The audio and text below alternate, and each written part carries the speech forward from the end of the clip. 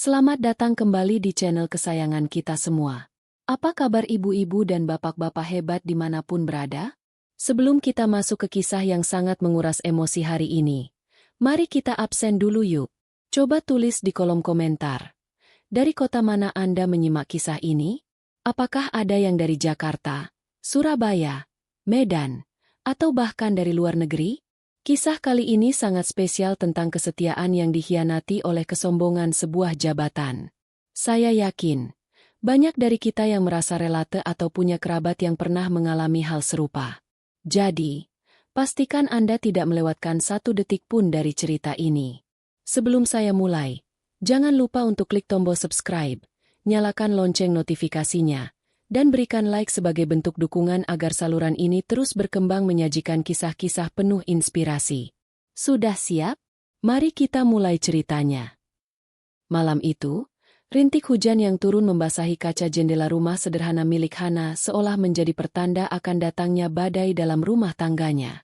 Di dalam ruang tamu yang hanya diterangi lampu temaram, Hana sedang menata hidangan makan malam sederhana di atas meja kayu yang sudah mulai kusam. Ada rasa syukur yang membuncah di dadanya karena ia mendengar kabar bahwa Aris, suaminya, baru saja mendapatkan promosi jabatan yang luar biasa di kantornya.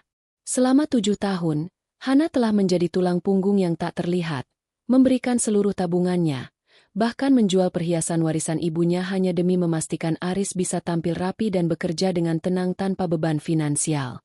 Terdengar suara mobil berhenti di depan rumah. Bukan suara motor tua yang biasa dipakai Aris, melainkan suara mesin mobil mewah yang menderu sombong. Pintu depan terbuka dengan bantingan keras. Aris melangkah masuk dengan setelan jas mahal yang tampak sangat kontras dengan suasana rumah mereka yang bersahaja. Wajahnya tidak memancarkan kehangatan seorang suami yang rindu pada istrinya, melainkan tatapan dingin yang dipenuhi keangkuhan. Hana tersenyum, mencoba menyambut suaminya dengan pelukan hangat. Namun, belum sempat tangannya menyentuh pundak Aris, pria itu sudah menepisnya dengan kasar. Aris melemparkan tas kulit bermerek ke atas sofa dan menatap Hana dari ujung rambut hingga ujung kaki dengan tatapan merendahkan. Hana terpaku, rasa sesak mulai menjalar di dadanya melihat perubahan sikap suaminya yang begitu drastis hanya dalam hitungan jam setelah pelantikan. Tanpa basa-basi, Aris mengeluarkan suara yang menggelegar di ruangan sempit itu. Ia menyatakan bahwa kini dirinya sudah berada di kasta yang berbeda. Ia merasa Hana tidak lagi pantas bersanding dengannya yang kini menjabat sebagai direktur. Kalimat-kalimat tajam mulai terlontar, menghujam jantung Hana tanpa ampun. Aris mencemooh daster yang dikenakan Hana, mencemooh masakan yang ada di meja, hingga akhirnya ia mengucapkan kalimat yang paling menyakitkan. Dengan nada penuh kebencian, Aris berteriak bahwa dia sudah muak harus membiayai hidup Hana. Ia merasa selama ini Hana hanya menjadi beban yang menghambat kemajuannya. Mulai besok, semua uangku adalah milikku. Sepeser pun tidak akan lagi jatuh ke tanganmu. Kamu harus sadar diri, Hana. Jabatan ini aku dapatkan karena kemampuanku, bukan karena bantuan istri sepertimu yang hanya tahu cara memasak tempe. Serunya dengan telunjuk menunjuk tepat ke wajah Hana. Hana hanya diam membatu. Tidak ada air mata yang jatuh, namun ada sesuatu yang retak sekaligus mengeras di dalam hatinya. Ia melihat sosok pria yang dulu ia cintai kini telah berubah menjadi orang asing yang haus akan pengakuan. Di balik diamnya, Hana teringat akan sebuah rahasia besar yang selama ini ia jaga dengan rapat demi menjaga martabat Aris sebagai kepala keluarga. Aris tidak tahu bahwa kursi direktur yang ia duduki saat ini tidak turun begitu saja dari langit, melainkan hasil dari sebuah percakapan rahasia Hana dengan pemilik perusahaan tersebut. Malam itu, Hana membiarkan Aris menikmati kemenangannya yang semu. Ia memperhatikan Aris yang tertawa puas di depan cermin, mengagumi dirinya sendiri yang merasa paling berkuasa. Hana kembali ke dapur, membereskan makanan yang tidak disentuh sama sekali oleh suaminya. Sambil mencuci piring, ia membatin bahwa kesombongan adalah langkah awal dari sebuah kejatuhan yang menyakitkan. Besok, permainan yang sebenarnya baru akan dimulai. Aris telah memilih untuk menyatakan perang, dan Hana, dengan segala ketenangannya, sudah siap untuk memberikan pelajaran yang tidak akan pernah dilupakan oleh suaminya itu seumur hidup. Suara dengkur Aris terdengar begitu lelap dari balik pintu kamar utama, Seolah-olah beban dosa atas ucapannya tadi sore hilang begitu saja saat matanya terpejam. Namun, bagi Hana, malam ini adalah malam terpanjang dalam hidupnya. Ia tidak masuk ke kamar itu. Ia memilih duduk di ruang kerja kecil di sudut rumah. Sebuah ruangan yang jarang sekali dimasuki Aris karena dianggapnya hanya tempat menyimpan barang-barang rongsokan.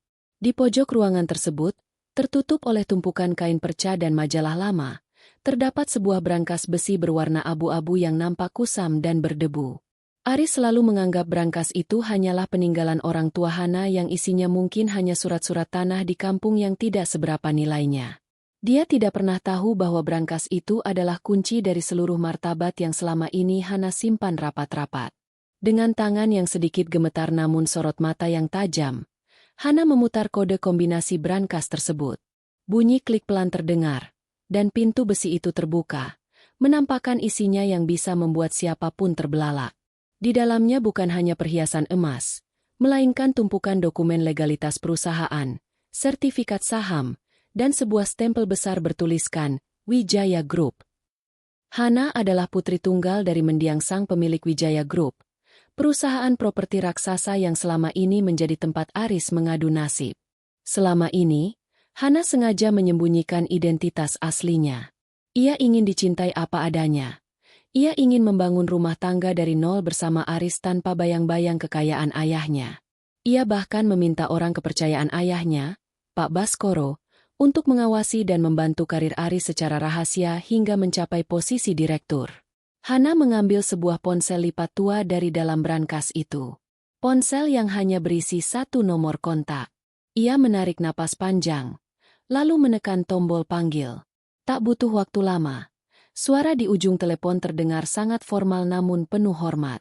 Itu adalah Pak Baskoro. Hana memberikan instruksi yang sangat singkat namun mematikan. Ia meminta Pak Baskoro untuk menyiapkan surat pencabutan seluruh fasilitas perusahaan atas nama Aris dan membatalkan status kepemilikan rumah serta mobil mewah yang baru saja Aris pamerkan sore tadi. Hentikan semuanya, Pak Bas. Biarkan dia merasakan bagaimana rasanya berdiri di atas kakinya sendiri, tanpa dukungan dari tangan yang selama ini dia gigit. Ucap Hana dengan suara dingin yang tak menyiratkan keraguan sedikitpun.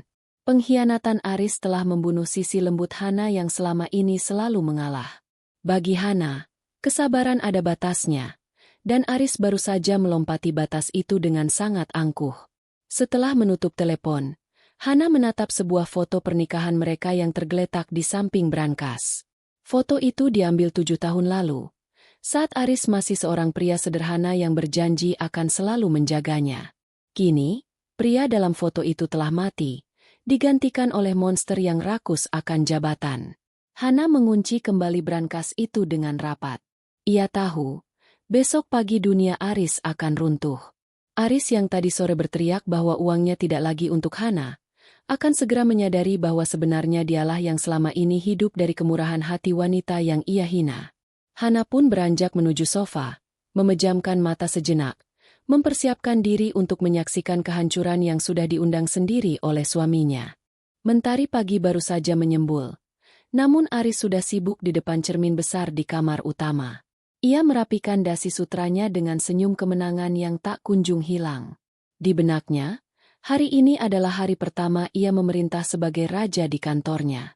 Tanpa menoleh sedikitpun pada Hana yang sedang duduk tenang di tepi tempat tidur, Aris melangkah keluar sembari menggumamkan kata-kata pedas bahwa Hana tidak perlu repot-repot menyiapkan sarapan untuknya, karena selera makannya kini sudah jauh di atas masakan rumah yang membosankan. Sepanjang hari di kantor, Aris merasa di atas angin. Ia memerintah bawahannya dengan tangan besi, memamerkan kekuasaannya, dan bahkan berencana untuk menyewa apartemen mewah agar tidak perlu lagi pulang ke rumah kecilnya yang dianggapnya kumuh. Namun, keanehan mulai terjadi tepat pukul 4 sore. Saat ia hendak memesan makan malam mewah melalui sekretarisnya, kartu kredit perusahaan yang ia pegang dinyatakan ditolak. Aris hanya mendengus, mengira itu hanya kesalahan teknis dari bank. Puncaknya adalah saat ia melangkah ke lobi kantor untuk pulang. Mobil mewah yang baru kemarin ia pamerkan sudah tidak ada di lobi. Seorang petugas keamanan menghampirinya dengan wajah kaku dan menyerahkan sebuah surat resmi. Surat itu menyatakan bahwa seluruh fasilitas kendaraan dinas atas namanya ditarik kembali oleh pihak pemilik yayasan perusahaan tanpa alasan yang disebutkan secara rinci. Aris meradang. Ia berteriak di lobi, merasa dipermalukan di depan staf lainnya. Dengan penuh emosi dan wajah merah padam, ia terpaksa memesan taksi online untuk pulang, berjanji dalam hati akan memecat siapapun yang bertanggung jawab atas kesalahan ini besok pagi. Sesampainya di depan pagar rumah, jantung Aris seakan berhenti berdetak. Pintu rumah terbuka lebar. Ia berlari masuk dengan perasaan kalut, mengira maling telah menyatroni tempat tinggalnya. Namun, pemandangan di dalam jauh lebih mengerikan dari sekadar perampokan. Rumah itu kosong. Benar-benar kosong. Sofa kulit tempat ia melempar tasnya kemarin, meja makan kayu tempat Hana menyajikan makanan, hingga televisi dan lemari es, semuanya raib. Yang tersisa hanyalah dinding putih yang dingin dan lantai yang bersih. Aris berlari ke arah kamar, berteriak memanggil nama Hana dengan suara serak. Ia menemukan kamarnya pun sudah tak menyisakan apa-apa, kecuali satu buah koper tua miliknya yang berisi pakaian-pakaian lamanya sebelum ia naik jabatan. Di atas koper itu, tergeletak sebuah amplop coklat besar. Aris merobek amplop itu dengan tangan gemetar. Isinya bukan surat cinta atau permohonan maaf, melainkan tumpukan bukti kepemilikan aset. Matanya terbelalak saat membaca baris demi baris dokumen legal tersebut. Rumah yang selama ini ia tempati, mobil yang ia banggakan, bahkan gedung kantor tempat ia bekerja, semuanya tercatat atas nama sebuah firma hukum yang mewakili ahli waris tunggal keluarga Wijaya. Di bagian paling bawah, terdapat sebuah catatan kecil tulisan tangan Hana yang sangat rapi. Kamu bilang uangmu bukan lagi buatku. Kamu benar, Aris. Karena mulai detik ini, tidak ada satu sen pun milikku yang akan menyentuh hidupmu lagi. Selamat menikmati istana kosongmu. Aris jatuh terduduk di lantai yang dingin. Ia berteriak histeris. Suaranya menggema di ruangan yang hampa itu. Ia baru menyadari bahwa selama ini ia bukan sedang mendaki puncak kesuksesan, melainkan sedang menumpang di istana yang dibangun oleh wanita yang baru saja ia usir dari hidupnya. Kepanikan mulai merayap. Ia mencoba menghubungi ponsel Hana, namun nomor itu sudah tidak aktif. Di tengah kegelapan rumah yang tanpa lampu karena aliran listriknya pun sudah diputus, Aris menyadari bahwa kesombongannya kemarin malam adalah kalimat terakhir yang menghancurkan seluruh dunianya dalam sekejap mata. Pagi itu, kantor pusat Wijaya Group tampak lebih tegang dari biasanya. Aris datang dengan penampilan yang berantakan, kemeja yang sedikit kusut dan lingkaran hitam di bawah mata yang tak bisa disembunyikan. Ia melangkah masuk dengan sisa-sisa keberanian, berharap kejadian semalam hanyalah mimpi buruk atau kesalahan administratif yang bisa ia perbaiki dengan otoritasnya sebagai direktur. Namun, saat ia melangkah menuju lift eksekutif, langkahnya dihentikan oleh dua petugas keamanan yang biasanya membungkuk hormat padanya. Kali ini, mereka berdiri tegak, menghalangi jalan dengan wajah tanpa ekspresi. Aris mencoba menggertak, mengeluarkan suara lantangnya yang biasa ia gunakan untuk mengintimidasi bawahan. Ia berteriak bahwa ia adalah direktur baru di sana, namun salah satu petugas hanya menyerahkan sebuah map plastik berisi surat penonaktifan sementara. Dunia seolah berputar bagi Aris. Ia dipaksa menunggu di lobi umum, tempat yang kemarin ia anggap terlalu rendah untuk diinjak oleh kakinya. Di sana, ia melihat layar besar di aula utama yang biasanya menampilkan profil proyek perusahaan, kini berubah menampilkan sebuah pengumuman restrukturisasi organisasi. Pukul 10 tepat, sebuah iring-iringan mobil hitam mewah berhenti di depan lobi. Aris berdiri, mengira itu adalah pemilik perusahaan yang akan membantunya. Namun, jantungnya seolah berhenti berdetak saat melihat siapa yang keluar dari mobil tersebut. Bukan pria tua berwibawa seperti yang ia bayangkan, melainkan seorang wanita dengan setelan blazer biru tua yang sangat elegan, kacamata hitam, dan rambut yang tertata sempurna. Itu adalah Hana. Namun, Hana yang ini sangat berbeda dengan istri yang biasanya memakai daster dan berkutat dengan bau bawang di dapur. Hana berjalan dengan langkah yang pasti, didampingi oleh Pak Baskoro dan tim pengacara. Semua karyawan, termasuk manajer senior yang dulu sering meremehkan Aris, membungkuk dalam dengan penuh hormat. Aris mencoba mendekat, mencoba memanggil nama istrinya dengan suara gemetar. Namun Pak Baskoro dengan sigap menghalanginya. "Tolong jaga jarak, Saudara Aris. Anda sedang berhadapan dengan komisaris utama sekaligus pemilik tunggal saham Wijaya Group," ucap Pak Baskoro dengan suara yang tenang namun menusuk. Aris terjajar ke belakang. Kepalanya mendadak pening. Selama ini ia mengira prestasinya yang membawanya ke puncak. Padahal setiap promosi yang ia dapatkan adalah hasil dari memo rahasia yang dikirimkan Hana. Hana sengaja membiarkan Aris merasa sukses. Ingin melihat apakah karakter suaminya akan tetap rendah hati saat berada di atas. Namun, Aris justru menggunakan hadiah itu untuk menginjak-injak harga diri pemberinya. Hana berhenti sejenak, tepat di depan Aris yang kini tampak kecil dan tak berdaya. Hana melepas kacamata hitamnya, menatap Aris dengan tatapan kosong, tanpa kebencian namun juga tanpa cinta. "Kau tahu, Aris? Aku ingin memberikan seluruh perusahaan ini sebagai hadiah ulang tahun pernikahan kita bulan depan," bisik Hana, cukup pelan hingga hanya Aris yang mendengar, namun cukup tajam untuk merobek sisa-sisa kesombongan pria itu. "Tapi kau justru memilih untuk memamerkan taringmu padaku sebelum hadiah itu sempat kubuka. Sekarang, topengmu sudah lepas, dan aku menyadari bahwa pria yang kunikahi dulu hanyalah bayangan yang aku ciptakan sendiri." Hana berlalu begitu saja menuju ruang rapat utama, meninggalkan Aris yang terpaku di tengah lobi. Seluruh staf kini menatapnya dengan pandangan mencemooh dan kasihan. Aris baru menyadari bahwa jabatan direktur yang ia banggakan tak lebih dari sekadar peran dalam panggung sandiwara yang disutradarai oleh istrinya.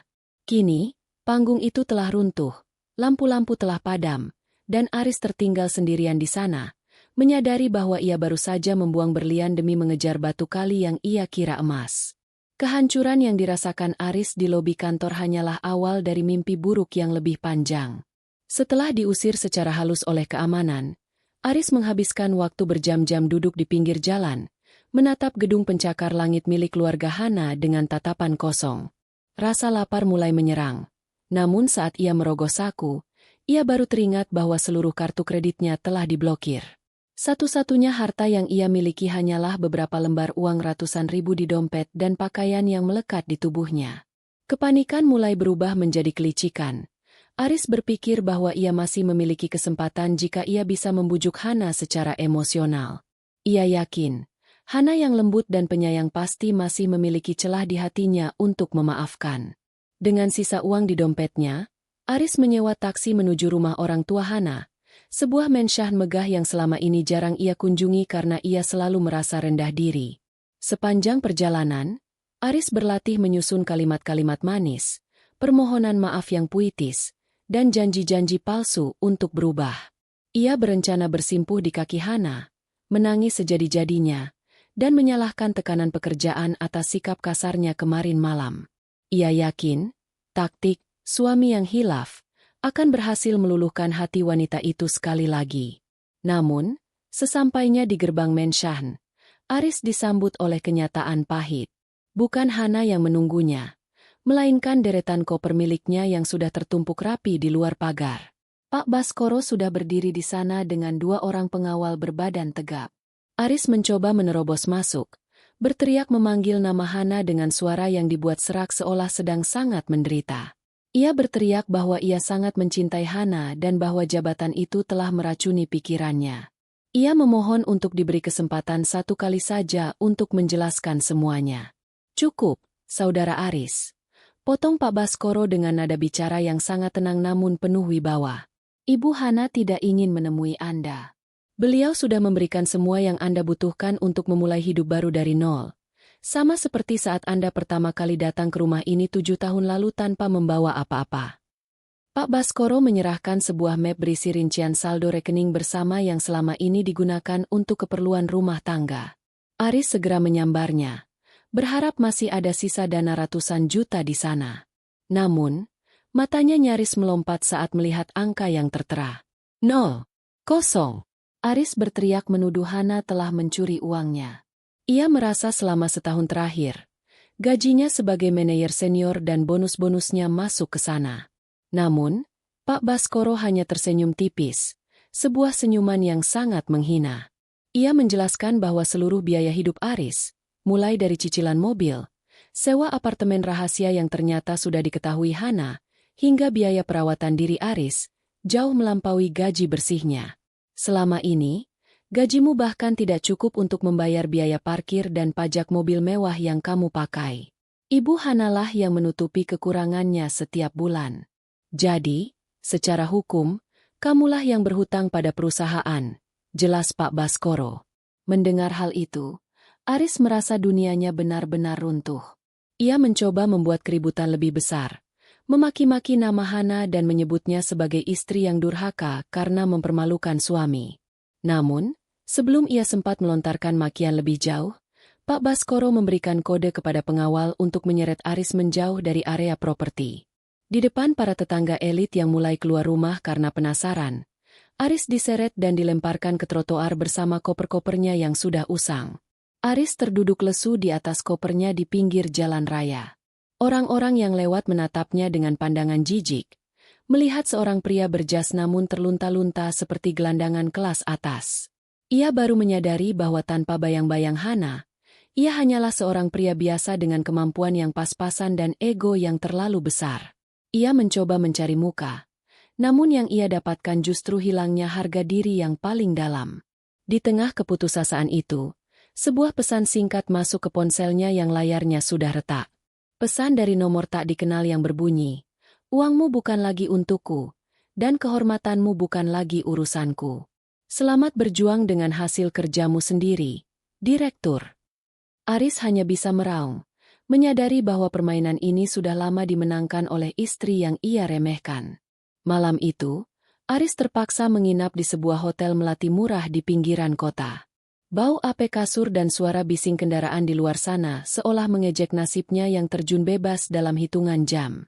Namun, rasa dendam dalam dirinya justru semakin membara. Ia merasa Hana telah merencanakan ini semua untuk menjatuhkannya. Dalam pikirannya yang kalut, Aris mencoba mencari celah hukum. Ia yakin, sebagai suami sah, ia masih memiliki hak atas aset-aset yang dibeli selama masa pernikahan. Ia tidak sadar bahwa kesombongannya telah membuatnya buta terhadap fakta-fakta hukum yang sudah disiapkan Hana dengan sangat rapi. Keesokan paginya, dengan sisa keberanian yang ada, Aris mendatangi sebuah kafe di dekat kantor pusat Wijaya Group. Ia mendapat kabar dari salah satu mantan rekan kerjanya bahwa Hana akan mengadakan pertemuan di sana. Aris berniat membuat keributan di depan umum, berharap Hana akan malu dan memberinya sejumlah uang agar ia pergi. Namun, pemandangan yang ia lihat di kafe itu justru membuatnya semakin terbakar cemburu. Hana sedang duduk tenang, namun ia tidak sendiri. Di sampingnya duduk seorang pria berperawakan tegap, mengenakan setelan jas abu-abu yang sangat elegan, dengan tatapan mata yang sangat tajam dan berwibawa. Pria itu adalah Adrian, seorang pengacara handal yang dikenal sebagai sang penjaga bagi aset-aset keluarga Wijaya. Aris yang tidak mengenal Adrian langsung melabrak meja mereka. Ia berteriak menuduh Hana telah berselingkuh dan menggunakan uang perusahaan untuk membiayai pria lain. Aris mencoba menarik tangan Hana, namun dengan gerakan yang sangat cepat dan tenang, Adrian berdiri dan menghalangi langkah Aris. Aura kepemimpinan Adrian seketika membuat nyali Aris menciut. Namun egonya memaksa pria itu untuk tetap berteriak lantang. "Siapa kau? Jangan ikut campur urusan rumah tanggaku. Hana, kau pikir kau bisa membuangku begitu saja dan menggantiku dengan pria ini?" Teriak Aris hingga mengundang perhatian seluruh pengunjung kafe. Hana sama sekali tidak bergeming. Ia bahkan tidak menatap Aris. Ia hanya menyesap tehnya dengan tenang, seolah-olah teriakan Aris hanyalah suara lalat yang mengganggu. Adrian tersenyum tipis, sebuah senyuman yang penuh dengan ancaman hukum. Ia mengeluarkan sebuah map biru dari tas kerjanya dan meletakkannya di atas meja. "Saudara Aris, perkenalkan, saya Adrian, kuasa hukum Ibu Hana sekaligus kurator aset keluarga Wijaya. Sebelum Anda melanjutkan drama ini, saya sarankan Anda membaca dokumen ini. Ini adalah laporan audit internal mengenai penggunaan dana operasional kantor selama 3 bulan terakhir saat Anda menjabat sebagai manajer senior," ucap Adrian dengan suara rendah namun sangat jelas. Wajah Aris seketika memucat. Jantungnya berdegup kencang. Ia teringat akan beberapa pengeluaran fiktif yang ia buat untuk membiayai gaya hidup mewahnya di apartemen rahasia dan beberapa hadiah untuk wanita-wanita yang ia dekati di belakang Hana. Ia mengira jumlahnya yang tidak seberapa akan tertutup oleh keuntungan perusahaan yang besar. Namun, ia lupa bahwa di bawah kepemimpinan Hana, setiap rupiah diawasi dengan sangat ketat. Itu pasti kesalahan laporan. Aku hanya menggunakannya untuk menjamu klien. Sergah Aris dengan suara yang mulai gemetar. Menjamu klien di toko perhiasan wanita pada jam 2 pagi? Atau menjamu klien dengan membayar uang muka apartemen pribadi? Tanya Adrian sambil mengangkat sebelah alisnya. Belum sempat Aris menjawab, dua orang pria berseragam polisi masuk ke dalam kafe. Mereka berjalan lurus ke arah meja tersebut. Adrian memberikan kode, dan salah satu polisi mengeluarkan surat perintah penangkapan. Aris mematung. Ia menatap Hana, berharap ada sisa belas kasihan di mata istrinya. Namun, Hana hanya meletakkan cangkirnya dan berdiri. Sebelum melangkah pergi, Hana mendekat ke telinga Aris dan berbisik pelan. Dulu aku menjagamu dari dunia, Aris. Sekarang, dunia akan menjagamu di balik jeruji besi atas apa yang telah kau curi. Aris diseret keluar kafe dengan tangan terborgol di depan mata banyak orang, termasuk beberapa bawahannya yang kebetulan sedang berada di sana. Ia meraung, memaki, dan menangis, namun tidak ada satupun orang yang menolongnya. Di dalam mobil polisi yang mulai bergerak, Aris melihat dari kaca belakang betapa serasinya Hana dan Adrian yang berjalan masuk kembali ke dalam gedung pencakar langit itu. Ia menyadari bahwa perannya sebagai direktur telah berakhir, dan kini ia harus memulai peran barunya sebagai seorang pesakitan yang dikhianati oleh keserakahannya sendiri. Dinginnya lantai semen dan bau apak dari bantal yang sudah menipis kini menjadi teman setia Aris setiap malam. Ruangan sel sempit yang ia bagi dengan 3 orang lainnya terasa seperti neraka dunia bagi pria yang 2 hari lalu masih membayangkan dirinya duduk di kursi empuk seorang direktur. Tidak ada lagi setelan jas sutra, tidak ada lagi aroma parfum mahal, yang ada hanyalah seragam oranye yang kasar dan rasa lapar yang terus menggerogoti lambungnya. Setiap kali ia memejamkan mata, teriakan sombongnya sendiri kembali terngiang, menghantam batinnya seperti palu godam yang mematikan. Di penjara ini, jabatan dan kesombongan tidak ada harganya. Aris harus belajar untuk tunduk pada aturan tak tertulis di dalam sel. Ia yang dulu merasa terlalu tinggi untuk makan di pinggir jalan, kini harus berebut jatah makanan yang ala kadarnya. Rekan satu selnya, seorang pria tua yang mendekam karena kasus pencurian kecil, seringkali menatap Aris dengan iba. Pria tua itu pernah berkata bahwa penjara adalah tempat terbaik untuk melihat siapa diri kita yang sebenarnya saat semua topeng duniawi dilepaskan. Aris hanya bisa terdiam, merenungi setiap kata kasar yang ia lontarkan kepada Hana, wanita yang selama 7 tahun telah menjadi malaikat pelindungnya. Sementara itu, di luar jeruji besi, dunia terus berputar tanpa Aris. Hana tidak membuang waktu untuk bersedih. Ia kini tampil sepenuhnya sebagai pemimpin Wijaya Group. Berita mengenai penangkapan Aris dan kemunculan Hana sebagai pewaris tunggal menjadi buah bibir di seluruh kalangan bisnis. Hana melakukan pembersihan besar-besaran di perusahaan. Ia menghapus semua kebijakan semena-mena yang sempat dibuat Aris dan mengembalikan martabat perusahaan ayahnya. Ia bukan lagi istri yang bersembunyi di balik daster. Ia adalah singa betina yang kembali mengambil alih wilayahnya. Suatu sore, Aris dikunjungi oleh Adrian di ruang pertemuan penjara yang dibatasi oleh jeruji besi dan kaca tebal. Aris berharap ada kabar tentang penangguhan penahanan atau setidaknya pesan rindu dari Hana. Namun, Adrian datang hanya untuk membawakan dokumen laporan tambahan. Adrian menjelaskan bahwa penyidikan menunjukkan penggelapan yang dilakukan Aris lebih sistematis dari yang dikira sebelumnya. Hal ini membuat posisi Aris semakin sulit untuk mendapatkan keringanan. Aris memohon dengan suara serak, meminta agar Adrian menyampaikan permintaannya untuk bertemu Hana. Ia mengaku menyesal dan bersedia melakukan apa saja asalkan Hana mau mencabut laporannya. Namun, Adrian hanya menatapnya dengan pandangan dingin. Adrian mengatakan bahwa Hana terlalu sibuk memperbaiki kerusakan yang dibuat Aris untuk sekadar menengok ke belakang.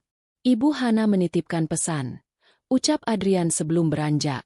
Beliau bilang, Jeruji ini adalah tempat yang paling pantas untuk seseorang yang lupa bagaimana caranya menghargai ketulusan. Malam itu, Aris menangis meraung di sudut selnya. Ia menyadari bahwa penyesalannya datang terlambat. Di tengah kegelapan, ia teringat kalung emas yang masih melingkar di lehernya. Satu-satunya benda yang tidak disita karena nilainya dianggap rendah. Kalung itu adalah hadiah pertama yang ia beli untuk Hana dengan gaji pertamanya bertahun-tahun lalu, yang kemudian dikembalikan Hana ke dalam kopernya sebelum ia ditangkap. Aris menggenggam kalung itu erat-erat, menyadari bahwa ia telah menghancurkan satu-satunya orang yang benar-benar mencintainya demi sebuah posisi yang ternyata hanya fata morgana. Kini, ia harus membayar mahal setiap air mata yang pernah ia buat jatuh dari mata Hana. 2 minggu telah berlalu sejak Aris mendekam di balik jeruji besi. Namun rasanya seperti berpuluh-puluh tahun bagi jiwanya yang mulai hancur. Harapan-harapan palsu yang ia bangun setiap pagi bahwa Hana akan datang membawakan makanan atau sekadar memberikan pelukan tanda maaf. Perlahan-lahan pupus tertelan dinginnya tembok penjara. Setiap kali sipir penjara memanggil nama seorang tahanan untuk dikunjungi, jantung Aris berdegup kencang, berharap namanya yang disebut. Namun, yang datang menemuinya sore itu bukanlah Hana, melainkan seorang petugas pengadilan yang membawa sebuah map kuning berstempel resmi negara. Dengan tangan yang gemetar karena kurang tidur dan tekanan batin, Aris menerima map tersebut. Di dalamnya terdapat lembaran-lembaran kertas yang isinya menghujam jantungnya lebih dalam daripada vonis penjara manapun, gugatan cerai. Hana tidak hanya ingin menghukumnya secara finansial dan hukum, tetapi ia ingin memutus hubungan darah dan batin sepenuhnya. Di dalam surat itu, Hana tidak menuntut harta Gonogini sepeser pun. Ia hanya meminta kebebasannya kembali. Bagi Hana, Aris sudah dianggap mati sejak kalimat, "Uangku tak lagi buatmu," terlontar dari mulut pria itu. Aris meraung di dalam ruang kunjungan yang sempit. Ia meremas kertas-kertas itu hingga lecek. Air matanya jatuh membasahi tanda tangan Hana yang nampak tegas di baris pemohon. Ia berteriak pada petugas bahwa ia tidak akan pernah menandatangani surat itu. Ia merasa masih memiliki hak sebagai suami. Namun, petugas itu hanya menatapnya dengan pandangan kosong dan berkata bahwa proses akan tetap berjalan dengan atau tanpa persetujuannya. Mengingat bukti-bukti pengkhianatan dan tindak pidana yang telah dilakukan Aris sudah lebih dari cukup untuk mempercepat putusan hakim. Penyesalan itu kini berubah menjadi keputusasaan yang absolut. Aris teringat bagaimana Hana selalu ada untuknya saat ia sakit. Bagaimana Hana terjaga hingga larut malam hanya untuk menjahit kemeja kerjanya yang robek agar ia tetap terlihat pantas di depan atasan. Semua kenangan manis itu kini terasa seperti pisau yang menyayat nadinya perlahan. Ia baru menyadari bahwa selama 7 tahun ini, ia tidak hanya mendapatkan istri, tetapi juga mendapatkan seorang pelindung, pendukung, dan sumber rezeki yang tulus. Dan ia telah membuang itu semua demi ego sesaat. Di sisi lain kota, Hana duduk di ruang kerjanya yang megah, menatap pemandangan kota dari lantai paling atas gedung Wijaya Group. Tidak ada kesedihan di wajahnya. Yang ada hanyalah ketenangan seorang wanita yang telah berhasil melepaskan beban berat dari pundaknya. Baginya, mengirimkan surat cerai itu adalah bentuk penghormatan terakhir bagi dirinya sendiri. Ia telah membuktikan bahwa seorang istri bisa menjadi pendukung paling kuat, tetapi juga bisa menjadi pengingat yang paling tajam ketika harga dirinya diinjak-injak. Hana mematikan lampu ruangannya dan melangkah keluar dengan penuh percaya diri. Di bawah sana, Adrian sudah menunggu untuk mendampinginya ke acara pertemuan pengusaha nasional. Hana telah benar-benar menutup buku tentang Aris. Sementara di dalam selnya, Aris hanya bisa meringkuk di pojok ruangan, menggenggam surat gugatan cerai itu sebagai satu-satunya benda yang menghubungkannya dengan wanita yang kini telah berada di dunia yang tak akan pernah bisa ia jangkau lagi. Malam itu, Aris menyadari bahwa kehilangan harta adalah satu hal, tetapi kehilangan jiwa yang tulus mencintainya adalah kehancuran yang tak akan pernah bisa diperbaiki. 6 bulan berlalu bagaikan siksaan abadi bagi Aris. Berkat jaminan yang dikirimkan oleh pihak pengacara Hana, yang belakangan ia sadari hanyalah cara Hana untuk mengusirnya secara halus dari kehidupan hukumnya, Aris akhirnya menghirup udara bebas. Namun, kebebasan yang ia dapatkan terasa jauh lebih menyesakan daripada jeruji besi. Ia melangkah keluar dari gerbang penjara tanpa ada satupun orang yang menyambutnya. Tidak ada mobil mewah, tidak ada sekretaris yang membukakan pintu, Dan tentu saja, tidak ada Hana yang biasanya menunggu dengan senyum teduh. Aris berjalan menyusuri trotoar dengan pakaian yang sama saat ia ditangkap. Kini nampak kusam dan kedodoran karena tubuhnya yang menyusut. Dengan sisa tenaga, ia memutuskan untuk mendatangi kantor pusat Wijaya Group. Dalam benaknya yang masih sedikit delusional, ia berharap bisa bertemu Hana sekali saja untuk menunjukkan betapa hancurnya ia sekarang. Berharap sisi melankolis istrinya akan muncul kembali. Ia ingin Hana melihat penyesalannya yang tulus. Meski sebenarnya jauh di dalam lubuk hatinya, ia hanya merindukan kenyamanan yang dulu ia sia-siakan. Sesampainya di depan gedung pencakar langit itu, Aris tertegun. Namanya yang dulu sempat terpampang sebagai direktur kini telah benar-benar terhapus, digantikan oleh jajaran direksi baru yang jauh lebih kompeten. Ia berdiri di seberang jalan, memperhatikan dari jauh ketika sebuah mobil sedan hitam berhenti tepat di lobi. Pintu terbuka, dan Hana melangkah keluar dengan keanggunan yang belum pernah ia lihat sebelumnya. Hana tampak begitu bersinar, mengenakan busana kerja yang berkelas, dengan senyum yang memancarkan kekuatan dan kemandirian. Di belakangnya, para staf berlarian kecil untuk menyambutnya dengan rasa hormat yang tulus, bukan rasa takut seperti yang dulu Aris tanamkan. Aris mencoba mendekat, namun langkahnya terhenti saat melihat Adrian keluar dari sisi lain mobil dan berjalan di samping Hana. Mereka tampak serasi, bukan hanya sebagai mitra bisnis, tetapi sebagai dua orang yang saling menghargai. Aris melihat bagaimana Hana tertawa lepas mendengar ucapan Adrian. Tawa yang sudah bertahun-tahun tidak pernah ia berikan untuk Aris. Di sana, di depan gedung yang dulu ia anggap sebagai miliknya, Aris merasa seperti hantu yang tidak terlihat. Ia adalah orang asing di dunia yang ia bangun dari keringat dan air mata istrinya. Ia memberanikan diri mendekat ke arah lobi, namun petugas keamanan yang sama langsung menghadangnya. Kali ini mereka tidak perlu menggunakan kekerasan. Hanya dengan tatapan dingin, mereka sudah cukup membuat Aris sadar akan posisinya. "Tuan, Anda dilarang berada dalam radius 100 meter dari area ini atas perintah pengadilan," ucap petugas itu tegas. Aris hanya bisa menunduk, menatap bayangan dirinya sendiri di lantai granit yang mengkilap. Sambil berjalan menjauh dengan bahu yang merosot, Aris melewati sebuah cermin besar di dinding toko dekat kantor. Ia melihat sosok pria yang dulu menghina istrinya dengan sebutan, tidak selevel. Kini, kenyataan pahit menghantamnya. Memang benar mereka tidak selevel. Hana berada di puncak karena kecerdasan dan kebaikannya, sementara Aris berada di dasar karena keserakahan dan kesombongannya. Penyesalan itu datang menghujam, terlambat dan tak berguna. Ia menyadari bahwa ia telah membuang sumber rezeki dan kebahagiaannya sendiri, hanya demi mengejar bayangan kekuasaan yang fana. Aris kini benar-benar sendirian, tanpa identitas, tanpa harta, dan yang paling menyakitkan, tanpa cinta yang dulu ia anggap sebagai beban. Aris berdiri mematung di pinggir jalan, tepat di jalur yang akan dilewati oleh Hana menuju mobilnya setelah jam kantor usai. Ia merasa ini adalah kesempatan terakhirnya. Di tangannya, ia menggenggam kalung emas tipis, satu-satunya benda yang tersisa dari masa lalu mereka. Aris berharap, dengan menunjukkan benda penuh kenangan itu, hati Hana akan luluh.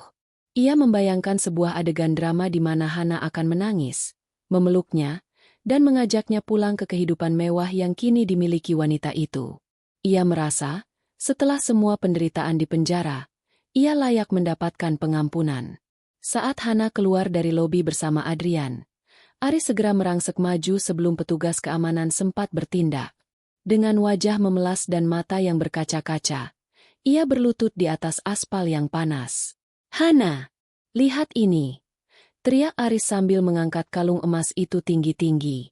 "Ini kalung yang kubeli dengan gaji pertamaku untukmu. Aku masih menyimpannya. Hana, aku sadar sekarang, hanya kaulah hartaku yang paling berharga. Maafkan aku. Mari kita mulai lagi dari awal. Aku berjanji akan menjadi suami yang baik." Langkah Hana terhenti. Ia menatap Aris yang bersimpuh di depannya dengan tatapan yang sulit diartikan. Adrian hendak mengusir Aris, namun Hana mengangkat tangannya, memberi isyarat agar Adrian membiarkannya bicara. Hana berjalan mendekat, menatap kalung di tangan Aris, lalu beralih menatap wajah pria yang pernah ia cintai itu. Tidak ada amarah di matanya. Hanya ada rasa hampa yang jauh lebih menyakitkan daripada kebencian. Kau ingin tahu sebuah rahasia, Aris? Suara Hana terdengar sangat tenang namun berwibawa. Sebenarnya, promosi jabatanmu menjadi direktur itu bukan sekadar hadiah ulang tahun pernikahan. Itu adalah ujian terakhir yang kusiapkan untukmu.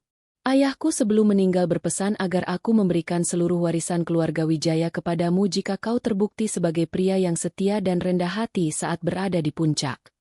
Aris terbelalak. Nafasnya seolah tertahan di tenggorokan. Hana melanjutkan dengan senyum tipis yang penuh ironi. Aku sudah menyiapkan dokumen penyerahan aset atas namamu malam itu. Tapi apa yang kau lakukan? Begitu merasa punya jabatan, kau justru memaki orang yang memberimu makan. Kau gagal dalam ujian itu.